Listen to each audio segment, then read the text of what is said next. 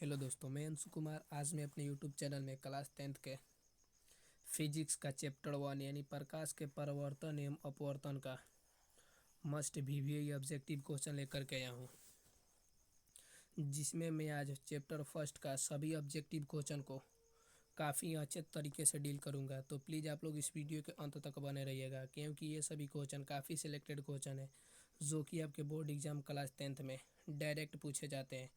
तो चलिए, समय को बिना बर्बाद किए हुए चलते हैं उन सभी क्वेश्चनों की ओर और देखते हैं ये सभी क्वेश्चन क्या है। इससे पहले कि एक छोटा सा रिक्वेस्ट है कि अगर आप चैनल पर पहली बार हो तो प्लीज़ चैनल को लाइक शेयर सब्सक्राइब जरूर कीजिए। तो चलिए चलते हैं उन सभी क्वेश्चनों की ओर और देखते हैं वो सभी क्वेश्चन क्या हैं। आपको यहाँ पर स्क्रीन पर क्वेश्चन दिख रहा होगा कि दिया गया है कि दाढ़ी बनाने में किस दर्पण का उपयोग किया जाता है। ऑप्शन ए समतल दर्पण, ऑप्शन बी उत्तल दर्पण, ऑप्शन सी अवतल दर्पण, ऑप्शन सी इनमें से सभी का। तो मैं बता दूं कि जो दाढ़ी बनाने के लिए प्रयुक्त होता है उसके लिए होता है अवतल दर्पण, यानी कि ऑप्शन नंबर हमारे पास सी इसके लिए बिल्कुल करेक्ट हो जाएगा। अब इसी तरह से चलेंगे नेक्स्ट क्वेश्चन की ओर। तो नेक्स्ट क्वेश्चन भी आप लोगों को यहाँ पर स्क्रीन पर दिख ही रहा होगा कि नेक्स्ट क्वेश्चन दिया गया है कि गोलीय दर्पण की वक्रता त्रिज्या और फोकस दूरी के मध्य संबंध है। वक्रता त्रिज्या को आर से सूचित किया जाता है और फोकस दूरी को एफ से इंडिकेट किया जाता है। ओके, आर बराबर 2f, आर बराबर एफ, आर बराबर 3f, आर बराबर f/4। तो मैं बता दूं कि गोलीय दर्पण की वक्रता त्रिज्या आर उसकी फोकस दूरी की दुगुनी होती है, यानी आर बराबर 2f होता है। सो इसके लिए ऑप्शन नंबर ए बिल्कुल ही करेक्ट हो जाएगा। अब इसी तरह से चलेंगे नेक्स्ट क्वेश्चन की ओर। तो नेक्स्ट क्वेश्चन आप लोगों को यहाँ पर दिया गया है, लोगों को स्क्रीन पर दिया गया है कि किस दर्पण में वस्तु को कहीं भी रखने पर वस्तु के बराबर और सीधा प्रतिबिंब बनता है। तो दोस्तों मैं बता दूं कि समतल दर्पण ही एक ऐसा दर्पण होता है जिसमें वस्तु को कहीं भी रखने पर वस्तु के बराबर और सीधा प्रतिबिंब बनता है। अगर वहीं पर बात करें उत्तल दर्पण की, उत्तल दर्पण में कहीं भी रखने पर सीधा लेकिन वस्तु के अपेक्षा छोटा प्रतिबिंब बनता है। अगर अवतल दर्पण की बात करें तो अवतल दर्पण में वस्तु के बराबर, वस्तु से छोटा एवं वस्तु के बड़ा भी प्रतिबिंब बनता है, तथा उल्टा सीधा एवं सभी प्रतिबिंब बनते हैं अवतल दर्पण में। अब इसी तरह से चलेंगे फिर नेक्स्ट क्वेश्चन। तो नेक्स्ट क्वेश्चन दिया गया है कि प्रकाश के परावर्तन के कितने नियम हैं, 2, 3, 4 या फिर 8। तो मैं बता दूं कि प्रकाश का परावर्तन हो या फिर प्रकाश का अगर अपवर्तन की बात की जाए तो दोनों के दो नियम होते हैं, यानी कि ऑप्शन नंबर ए इसके लिए बिल्कुल ही करेक्ट हो जाएगा। अब इसी तरह से चलेंगे नेक्स्ट क्वेश्चन की ओर। तो नेक्स्ट क्वेश्चन आप लोगों को यहाँ पर दिया गया है कि प्रकाश का वर्ण विक्षेपण में किस उपकरण से होता है। ठीक, दर्पण से, लेंस से, प्रिज्म से या कांच से। तो इसके लिए करेक्ट आंसर जो हो जाएगा वो हो जाएगा प्रिज्म से, यानी प्रकाश के वर्ण विक्षेपण में हम प्रिज्म का उपयोग करते हैं। सो इसके लिए ऑप्शन सी बिल्कुल ही करेक्ट हो जाएगा। अब इसी तरह से नेक्स्ट क्वेश्चन की ओर चलेंगे। तो नेक्स्ट क्वेश्चन आप लोगों को यहाँ पर दिया गया है कि किसी गोलीय दर्पण की वक्रता त्रिज्या अगर 50 सेंटीमीटर हो तो उसकी फोकस दूरी कितनी होगी। तो गोलीय दर्पण की फोकस दूरी एफ वक्रता त्रिज्या के आधी होती है, यानी r/2 होती है। तो आर का मान दिया गया यहाँ पर 50। तो 50/2 करेंगे तो ये 25 बार में डिवाइड हो जाएगा। सो इसके लिए ऑप्शन सी करेक्ट हो जाएगा इस क्वेश्चन के लिए। अब इसी तरह से चलेंगे नेक्स्ट क्वेश्चन की ओर। तो नेक्स्ट क्वेश्चन आप लोगों को यहाँ पर दिया गया है 1 मीटर फोकस दूरी वाले लेंस की क्षमता होगी। तो 1 मीटर फोकस दूरी वाले लेंस की क्षमता जो होगी वो होगी 1 डायऑप्टर, यानी कि ऑप्शन डी नहीं, ऑप्शन ए इसके लिए करेक्ट हो जाएगा। अब इसी तरह से चलेंगे नेक्स्ट क्वेश्चन की तरफ।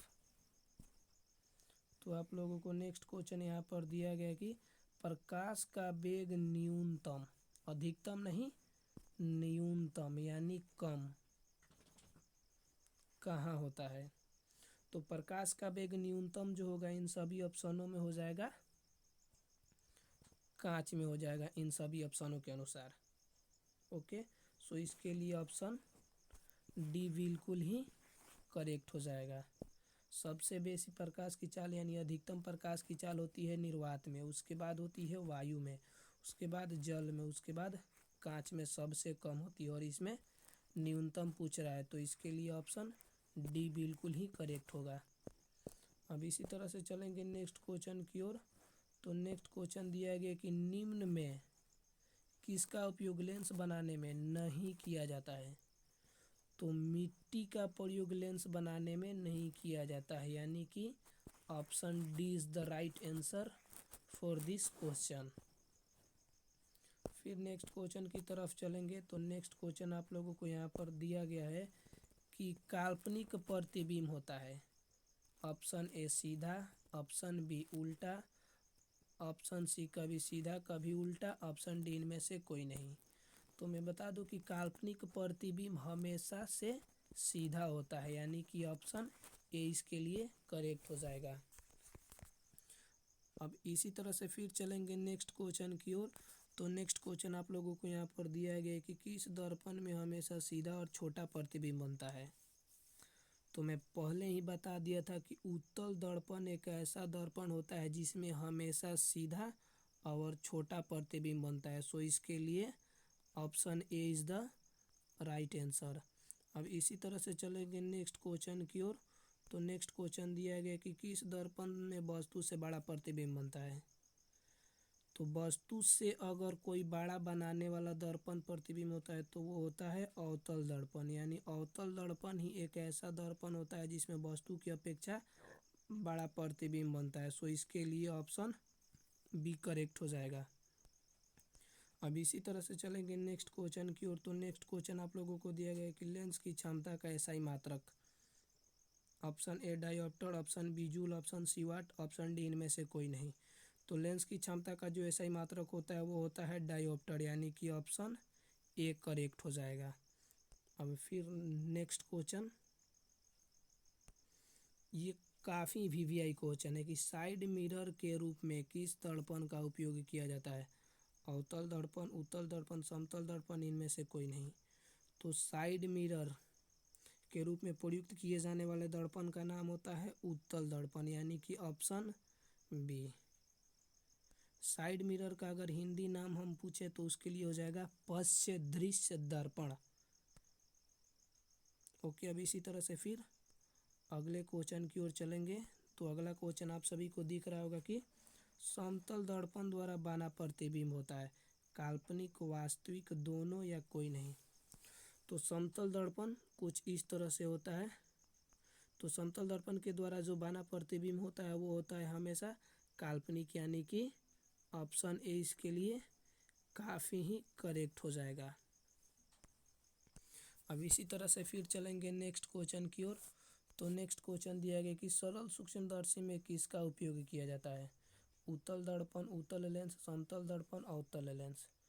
तो मैं बता दूं कि सरल सूक्ष्मदर्शी में जिसका उपयोग किया जाता है वो होता है उत्तल लेंस, यानी कि option B is the correct answer for this question. अब फिर चलेंगे इसी तरह से नेक्स्ट क्वेश्चन की ओर। तो नेक्स्ट क्वेश्चन आप लोगों को दिख रहा होगा, काफ़ी मस्ट वीवीआई क्वेश्चन है कि परावर्तन के नियम से निर्धारित होता है आई बराबर आर, आई यानी आपतन कोण और आर यानी परावर्तन कोण। तो मैं बता दूं कि परावर्तन के नियम से जो होता है वो होता है आई बराबर आर, यानी आपतन कोण परावर्तन कोण के बराबर होता है। ऑप्शन ए इसके लिए करेक्ट हो जाएगा। अब फिर इसी तरह से चलेंगे नेक्स्ट क्वेश्चन की ओर। तो नेक्स्ट क्वेश्चन दिया गया कि सर्च लाइट का परावर्तक सतह होता है उत्तल, अवतल, समतल या इनमें से सभी। तो सर्च लाइट का जो परावर्तक सतह होता है वो अवतल दर्पण की तरह होता है, यानी कि ऑप्शन बी करेक्ट होगा। और फिर इसी तरह से चलेंगे तो इसमें फिर क्वेश्चन दिया गया कि अवतल दर्पण होता है अभिसारी अपसारी दोनों या कोई नहीं। तो मैं बता दूं कि अवतल दर्पण जो होता है वो होता है अपसारी की तरह, यानी कि ऑप्शन बी। अब इसी तरह से फिर चलेंगे। नेक्स्ट क्वेश्चन यहाँ पर दिया है कि हजामत बनाने में और सोलर कुकर में तथा रोगियों के नाक कान तथा गला के जांच में किस दर्पण का उपयोग किया जाता है? उत्तल दर्पण, अवतल दर्पण, समतल दर्पण या इनमें से सभी का? इसके लिए करेक्ट ऑप्शन बी, यानी कि अवतल दर्पण का उपयोग किया जाता है।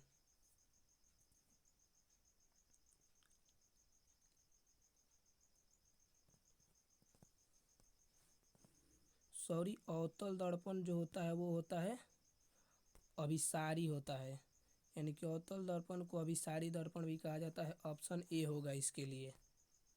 अब फिर चलेंगे नेक्स्ट क्वेश्चन की ओर। तो नेक्स्ट क्वेश्चन आप लोगों को यहाँ पर दिख रहा होगा कि दिया गया है कि दर्पण समीकरण। तो दर्पण समीकरण इज होता है 1/v + 1/u = 1/f, यानी कि ऑप्शन ए। तथा लेंस समीकरण 1/v - 1/u = 1/f। इस तरह से ये हो गए आपके क्लास 10th के प्रकाश के परिवर्तन एवं अपवर्तन के मस्ट VVI ऑब्जेक्टिव क्वेश्चन, जो कि आपके बोर्ड एग्जाम में डायरेक्ट पूछे जाते हैं। तो चलिए आज के वीडियो में सिर्फ इतना ही। नेक्स्ट वीडियो का इंतजार कीजिए। तब तक के लिए बाय। जय हिंद, जय भारत। अगर वीडियो अच्छा लगा हो तो प्लीज़ लाइक शेयर सब्सक्राइब जरूर कीजिएगा। मिलते हैं नेक्स्ट वीडियो के लिए, तब तक के लिए बाय।